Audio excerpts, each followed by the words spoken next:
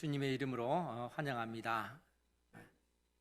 코로나19로 인해서 또 비대면 예배를 드릴 수밖에 없어서 많은 성도들이 방송을 통해서 또 하나님 앞에 예배 드릴 텐데, 우리 성도님들이 또 마음을 다해서 하나님 앞에 예배 드리는 그러한 시간들 되기를 주님의 이름으로 부탁드립니다.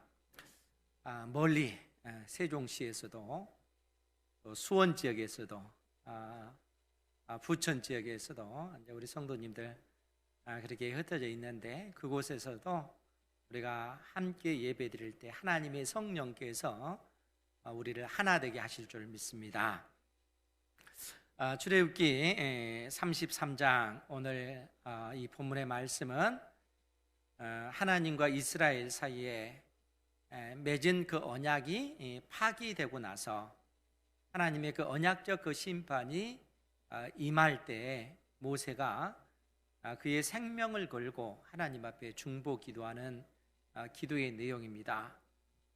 그러니까 출애굽기 25장에서 40장까지 하나님께서 이스라엘 백성들에게 성막에 관한 그 설계도를 하나님께서 모세에게 알려주시고, 이 성막 설계대로 성막을 지으라라는 명령을 하나님께서 주시는 것입니다. 그러니까 성막이라고 하는 것은 하나님과 이스라엘 사이에 언약이 파기되어졌을 때 그 성막 안에서 제사 제도를 통해서 하나님과 이스라엘 사이의 그 관계를 회복케 하는 그러한 어떤 그 장소, 은혜의 장소가 성막인 것이죠. 그런데 이 성막에 관한 어떤 그 계시의 말씀을 주시다가 이제 출애굽기 32장, 33장, 34장 이 세 장에 걸쳐서 하나님과 이스라엘 사이에 언약이 파기됐음을 하나님께서 선언하십니다. 왜 그런가 하면, 우리가 이미 지난주에서 출애굽기 32장을 통해서 봤지만 하나님께서 모세를 시내산으로 불러내셨을 때, 즉 모세가 시내산에 올라가서 하나님과 이스라엘 사이의 언약을 체결한 그 언약 문서인 십계명 그 두 돌판을 하나님께로부터 받습니다. 그런데 그 기간 동안 이스라엘 백성들이 왜 모세가 내려오지 않는가? 그러면 우리를 인도해 냈던 그 여호와 신을 우리가 만들자 해서 금송아지 신을 만들어냈고, 그리고 그 금송아지와 이스라엘 백성들이 언약을 체결하는 그런 의식을 출애굽기 32장이 보여주고 있는 것입니다. 그러니까 하나님께서는 그러한 이스라엘을 향하여 진노하시고, 그야말로 언약의 근거에서 이제 내가 이스라엘 백성들을 진멸하겠다, 그리고 모세 너를 통해서 새로운 민족을 이루겠다라고 하나님께서 모세에게 말씀을 하십니다. 그러니까 이스라엘 백성들을 하나님께서 진멸하시고 모세를 통해서 새로운 민족을 만들어내시겠다, 이렇게 말씀을 하시는 거예요. 그래서 이 문제로 인해서 모세가 하나님 앞에 자기의 생명을 내걸고 이스라엘 백성들을 위해서 중보하는 것입니다. 그러면서 하나님께 두 가지 이유를 들어서 하나님, 이스라엘 백성들을 진멸하지 마소서 이렇게 요청합니다. 그 첫 번째가 뭐냐면, 하나님께서 이스라엘 백성들을 430여 년 동안 애굽 땅에서 종노래하던 그 백성들을 출애굽시키셨다는 거예요. 그런데 이스라엘 백성들을 하나님께서 크신 권세와 그 능력으로 출애굽시키셔서 만일 이 광야에서 이스라엘 백성들을 진멸했을 경우 애굽 백성들이, 아니 이 세상 나라들이 여호와를 어떻게 보겠습니까? 하나님께서 결국 자기 백성들을 출애굽하더니 광야에서 다 진멸했더라 라고 했을 경우 하나님의 그 영광이 가리게 된다는 겁니다. 그렇기 때문에 이스라엘 백성들을 진멸하지 마옵소서라고 요청하는 것입니다. 그것이 첫 번째 이유고, 두 번째는 믿음의 조상 아브라함과 이삭과 야곱과 맺은 그 언약을 기억해 달라는 겁니다.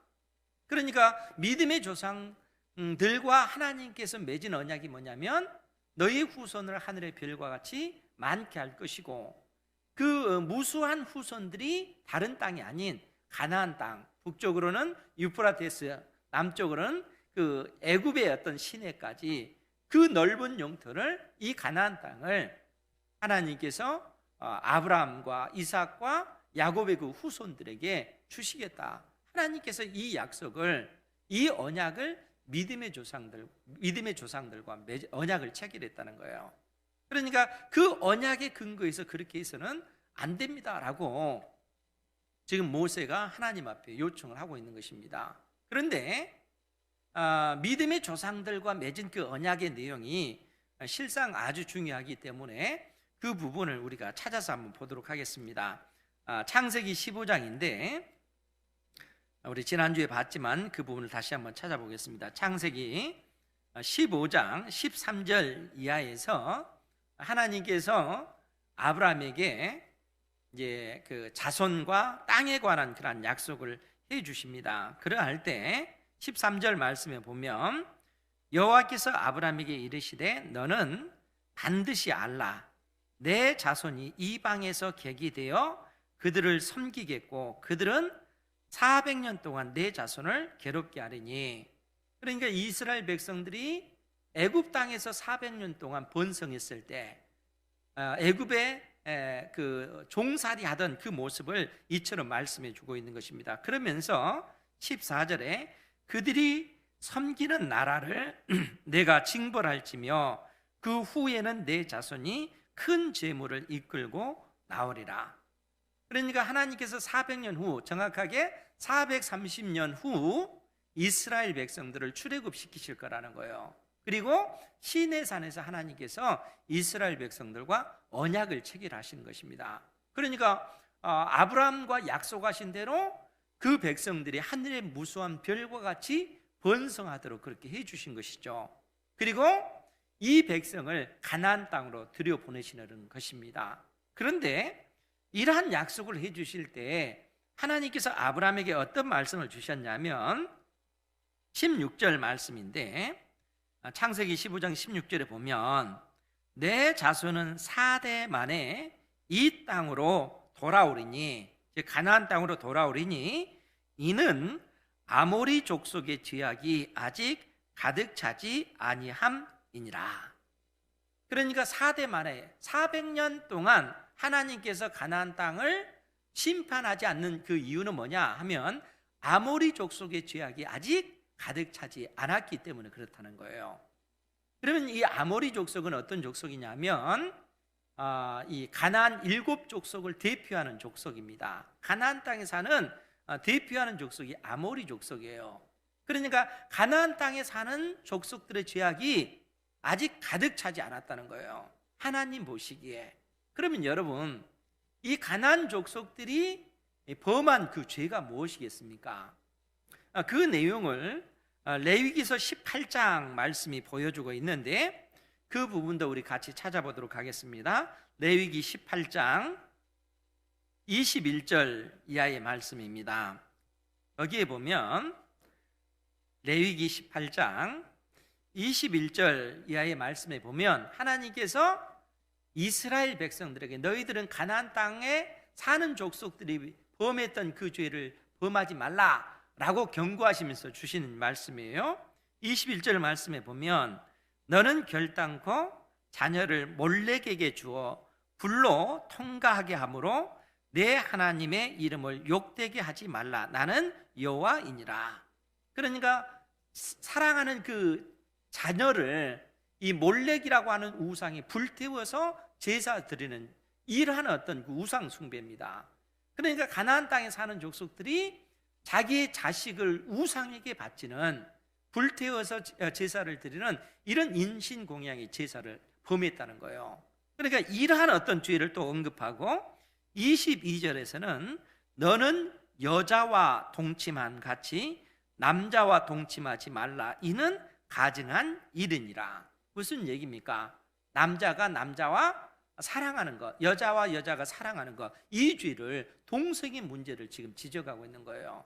우상 숭배의 문제, 또 이 땅의 동성의 그 문제, 그리고 세 번째 보면 23절에 보면 너는 짐승과 교합하여 자기를 더럽히지 말며 여자는 짐승 앞에 서서 그것과 교접하지 말라. 이는 문란한 일이니라. 하나님의 형상대로 창조한 받은 인생들이 짐승과 교접하는 이러한 죄를 범했다는 거예요. 그러니까 이러한 일들이 지금 가나안 땅에 가나안 사는 7 족속들의 삶의 모습이라는 거예요. 그러면 여러분, 우리가 이러한 어떤 말씀을 보면 가나안 땅에 사는 족속들이 얼마나 미개한 족속이면 이러할까, 우리는 이렇게 생각을 하잖아요. 그런데 실상은 그렇지 않다는 거예요. 여러분, 진짜 문화 문명적으로 미개한 족속은 이스라엘 백성들이에요. 지금 현재 오히려 가나안 땅에 사는 족속들은 그야말로 선진 문명을 지금 이루고 있는 그런 상황이라는 거예요. 그러니까 오늘날의 기준으로 보면은 그야말로 선진국 반열에 있는 그 족속들이 이 가나안 땅에 사는 족속들이라는 거예요. 그런데 그들이 행한 그 일들이 우상 숭배와 동성애 문제와 짐승과 교접하는 이러한 그 악을 자행하고 있다는 거예요. 그러니까 겉모습은 화려하고 문화 문명을 이룩한 것처럼 보여지지만 영적으로는 그야말로 고귀한 하나님의 형상이 짐승과 같은 그러한 수준이 되고 만 거예요. 이러한 어떤 영적인 그러한 타락의 그 상태, 하나님의 그 진노가 임할 수밖에 없는 그러한 인생들의 그 모습을 보여주고 있다는 거예요. 그러니까 요즘 우리가 이 선진국이라고 해서 이제 유럽의 그러한 나라들을 보면서 부러운 그 시선으로 바라보잖아요. 그런데 그러한 나라들에서 이 동성애 문제를 합법화시키는 일들이 너무너무 자연스럽잖아요. 그리고 후진적인 어떤 나라들은 우리도 그 나라들을 따라서 그러한 어떤 제도를 받아들이자, 그것이 우리의 어떤 인간을 존중하는 것이고 우리 인간이 누리는 그러한 자유를 극대화시키는 것 아니냐, 사람들은 이렇게 생각한다는 거예요. 그런데 이것이 하나님 앞에 심각한 죄의 문제라는 겁니다.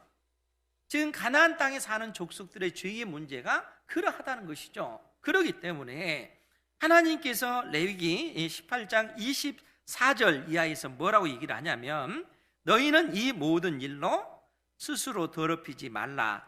내가 너희 앞에서 쫓아내는 족속들이 이 모든 일로 말미암아 더러워졌고 그 땅도 더러워졌으므로 내가 그 악으로 말미암아 벌하고 그 땅도 스스로 그 주민을 토하여 내느니라. 그러니까 그 땅도 그 주민들을 스스로 토해낸다는 거예요. 도저히 하나님의 형상대로 창조한 받은 그 인생들의 그 모습이 아니라는 거예요. 영적으로 심각한 타락의 그러한 상황 가운데 있는 것입니다. 그러니까 이러한 사회, 이러한 나라들은 하나님께서 반드시 심판하시고 멸망시키신다는 거예요. 다양한 방식을 통해서. 그러니까 하나님께서는 이스라엘 백성들을 출애굽시키셔서 특별히 이 세상 속에서 구별된 백성으로 불러내셨을 때는 이 구별된 백성을 통해서 이 가나안 7 족속들을 심판할 뿐만 아니라 그 땅에 거룩한 하나님의 나라, 하나님께서 친히 경영하시고 다스리시를 이 세상 속에서 구별된 그 나라로 세우시기 위해서 하나님께서 이스라엘 백성들을 출애굽시키신 것입니다. 그런데 문제는 뭡니까? 그 백성 이스라엘이 하나님 앞에 범죄했다는 거예요. 하나님과 언약을 체결한 그 이후에 그야말로 그 언약 문서의 잉크도 마르기 전에 그야말로 하나님과 맺은 언약을 파기하고 금송아지 신과 언약을 체결하는 이러한 악을 자행한 것입니다. 그렇기 때문에 하나님께서 그 백성을 진멸하시겠다. 하나님께서 이스라엘 백성들을 진멸하고 모세 너를 통해서 새로운 민족을 이루겠다. 하나님께서 이처럼 말씀하신 것입니다. 그러니까 모세가 이러한 어떤 위급한 상황 속에서 자기의 생명을 걸고 하나님 앞에 중보 기도하는 거예요. 이스라엘 백성들을 진멸하지 말아달라고. 그리고 믿음의 조상들과 언약을 체결한 그 언약을 하나님 기억하십시오. 하나님께서 그 언약을 체결하실 때 쪼갠 고기 사이로 타는 횃불 모양으로 지나가지 않으셨습니까? 그 언약을 이루어달라는 그 얘기죠. 그러니까 하나님께서 모세의 그 기도가 타당하기 때문에 이스라엘 백성들을 진멸하는 것을 멈추셨습니다. 그리고 나서 하나님께서 오늘 말씀을 해주시는 거예요. 33장 1절 2절 말씀입니다. 먼저 그 부분을 볼게요. 출애굽기 33장 1절 2절 말씀에 보면 여호와께서 모세에게 이르시되 너는 내가 애굽 땅에서 인도하여 낸 백성과 함께 여기를 떠나서 내가 아브라함과 이삭과 야곱에게 맹세하여 내 자손에게 주기로 한 그 땅으로 올라가라. 즉 하나님께서 믿음의 조상들과 언약하신 대로 자손과 땅에 관한 약속을 성취시켜 주시겠다는 거예요. 그러니까 모세 너는 이스라엘 백성들을 이끌고 가나안 땅으로 들어가라. 그 땅을 너에게 주겠다, 그 얘기입니다. 그러면서 뭐라고 얘기합니까? 2절 말씀에 내가 사자를 너보다 앞서 보내어 가나안 사람과 아모리 사람과 헷 사람과 브리스 사람과 히 사람과 여부수 사람을 쫓아내고 너희를 적과 꿀이 흐르는 땅에 이르게 하려니와 나는 너희와 함께 올라가지 아니하리라. 하나님께서 이처럼 말씀하셨다는 거예요. 하나님께서 믿음의 조상 아브라함과 약속하신 대로 그 땅을 이스라엘 백성들에게 주겠다는 거예요. 그리고 하나님께서 너희들 앞서서 하나님께서 사자를 보내시겠다는 거예요. 그 사자를 통해서 가나안 땅에 사는 이 강대한 이 족속들, 일곱 족속들을 하나님께서 진멸하시고 다 쫓아내시고 그 땅을 이스라엘 백성들에게 주시겠다는 거예요. 이 얼마나 복된 말씀입니까? 그렇지 않습니까? 우리가 신명기 8장을 통해서 이 가나안 땅에 관해서 하나님께서 말씀하시잖아요. 광야는 마실 물이 없지만 이 가나안 땅은 그야말로 시내가 흐르고 분천이 일이고 샘물이 있는 곳이다. 하나님께서 이렇게 언급을 하셨습니다. 더더구나 그 땅은 비옥한 땅이기 때문에 밀과 보리의 소산지다, 이렇게 언급을 하고 있잖아요.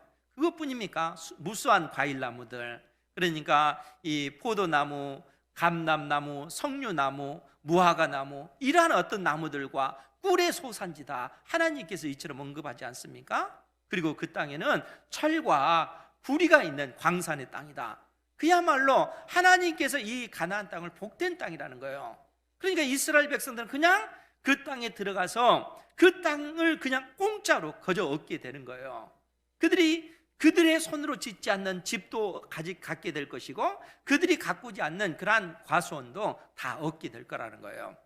하나님께서 미리 사자를 보내셔서 가나안 족속들을 다 진멸하고 그 땅을 이스라엘 백성들에게 주시겠다는 거예요. 그러시면서 하신 말씀이 그러나 나는 너희와 함께 올라가지 아니하겠다. 하나님께서 이렇게 말씀하시는 거예요. 그러면 여러분, 이 말씀이 복된 말입니까? 이 심판의 말씀입니까? 심판의 말씀이요, 저주의 말씀이라는 거예요. 복된 말씀이 아니라는 거예요. 아무리 우리가 이 땅에서 부귀 영화를 누린다 할지라도 하나님께서 우리와 함께하지 않으면 그거는 복 있는 삶이 아니라는 거예요. 그런데 우리가 자꾸 이 세상을 살아가면서 먹고 사는 그런 문제에 대해서 우리의 어떤 그 육신이 매여 있다 보니까 자꾸 이 세상의 어떤 돈, 명예, 권력, 이러한 것들이 우리 인생의 그 모든 것처럼 보여질 때가 많잖아요. 그런데 실상 그러한 것이 우리 생명에 있어서 중요한 것이 아니라는 거예요. 왜냐하면 우리가 이 세상을 떠나게 되면 이 땅에 우리가 얻었던 그 모든 것은 실상 나와는 전혀 상관없는 것이 되기 때문에 그렇습니다. 하나님이 없다면 우리의 영혼의 지옥에 던져지는데 그것처럼 비참한 인생이 어디 있겠는가 하는 거예요. 그렇기 때문에 하나님께서 이 모든 것을 다 주겠다, 내가 너희들 앞서서 사자를 보내서 그 땅에 있는 모든 족속들을 다 쫓아내고 그리고 그 땅을 너희에게 주겠다, 그러나 나는 너희와 함께 가지는 않겠다. 이 말씀이 저주의 말씀이다, 심판의 말씀이다. 하는 이 사실을 모세도 알고 이스라엘 백성도 그 사실을 안 거예요. 그렇기 때문에 이 문제로 인해서 모세가 하나님 앞에 그야말로 다시 한번 또 생명을 걸고 하나님 앞에 기도하는 거예요. 이스라엘 진 밖에 또 다른 그 회막을 만들어 놓고 이 회막에 들어가서 하나님 앞에 생명을 내걸고 기도하는 거예요. 기도할 때 모세가 어떻게 하나님 앞에 기도하는가, 그 기도의 내용을 오늘 12절 이하의 말씀이 담고 있습니다. 그 기도의 내용을 한번 볼까요?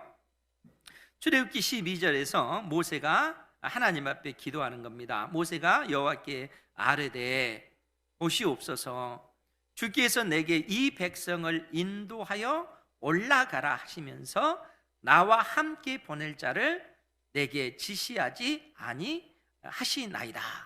모세가 하나님 앞에 이렇게 기도해요. 하나님께서 이 백성을 데리고 올라가라 이렇게 얘기하면서 정작 나와 함께 보낼 자를 내게 지시하지 않으셨습니다. 하나님 앞에 이렇게 기도하는 거죠. 그러면 우리가 버뜩 생각나는 게 뭡니까? 아니, 하나님께서 이미 모세에게 너희들보다 앞서서 내 사자를 보내겠다 이렇게 말씀하셨잖아요. 그렇지 않습니까? 출애굽기 33장 2절 말씀에 내가 사자를 너보다 앞서 보내요. 하나님께서는 이처럼 말씀해 주신 거예요. 그런데 모세는 뭐라고 얘기합니까? 나와 함께 보낼 자를 내게 지시하지 아니하셨습니다. 이렇게 얘기하는 거예요. 모세 말이 맞습니까? 틀립니까?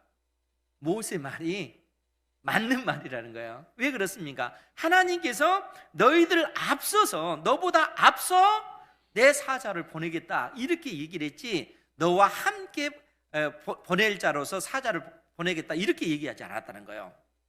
그러니까 모세가 하나님 앞에 치밀하게 지금 기도하는 거예요. 그러면서 뭐라고 얘기합니까? 나와 함께 보낼 자를 내게 지시하지 아니하셨습니다 라고 하면서 주께서 전에 말씀하시기를 나는 이름으로도 너를 알고 너도 내 앞에 은총을 입었다 하셨사온즉 내가 참으로 주의 목전에서 은총을 입었사오면 원하건대 주의 길을 내게 보이사. 주님께서 나를 향하여 가지신 계획, 이스라엘 백성들을 향하여 가지신 그 계획을 내게 보이사 내게 주를 알리시고 나로 주의 목전에서 은총을 입게 하시며 이 족속을 주의 백성으로 여기소서.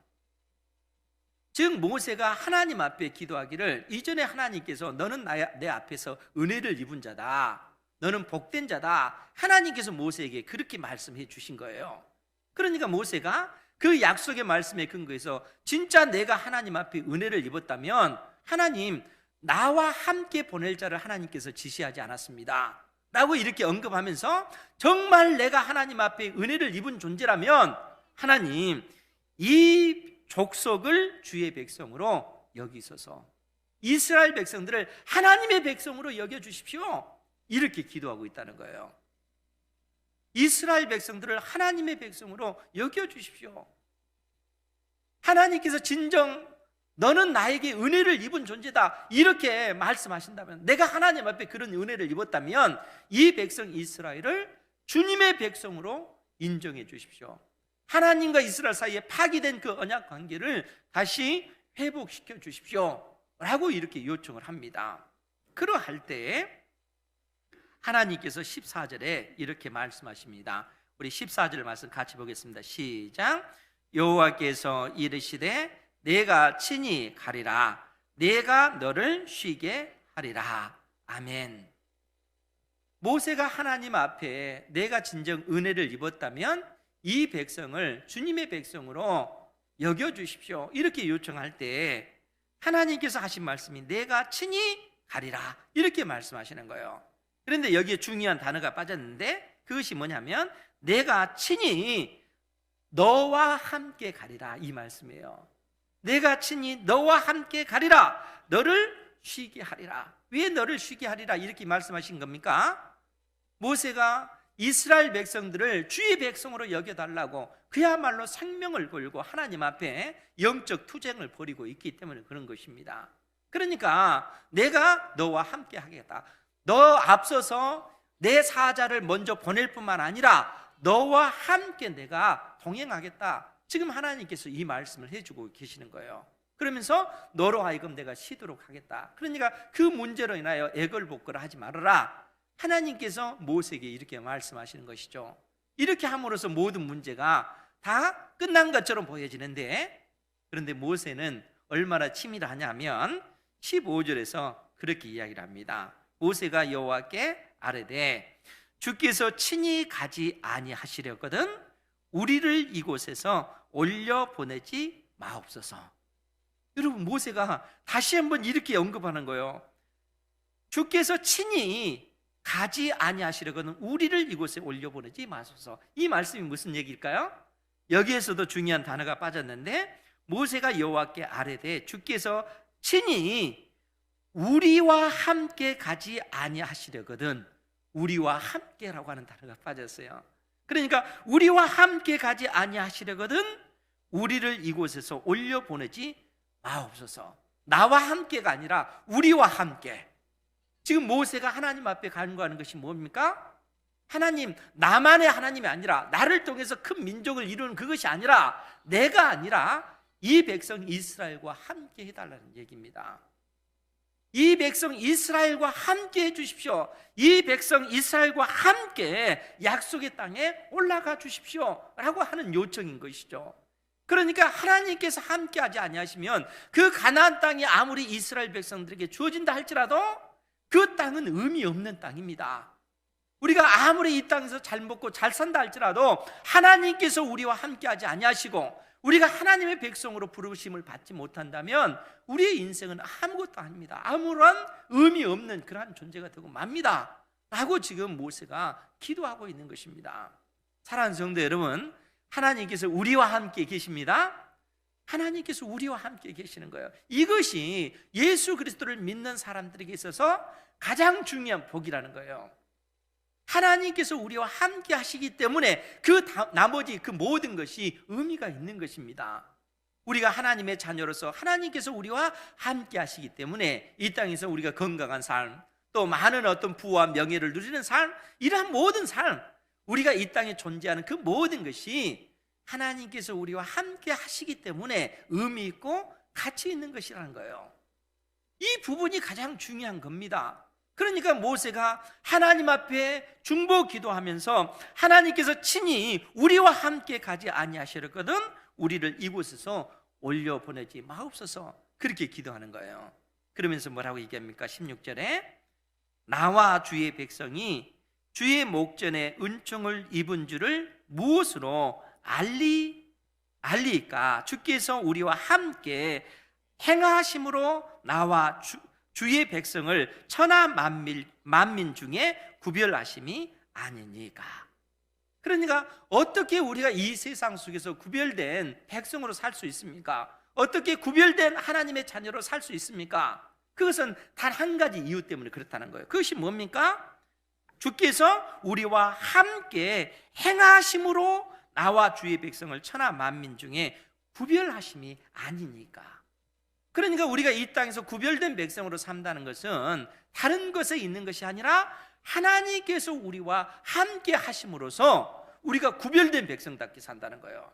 하나님께서 우리와 함께 하신다는 얘기가 뭡니까? 하나님께서 우리를 위해서 주신 계시의 그 말씀이 진리인 것을 알고 그 진리의 말씀을 의지해서 우리가 믿음의 삶을 행해 나가는 거란 거예요. 그것이 구별된 백성으로서 이 땅에서 우리가 살아가는 삶의 모습이라는 거예요.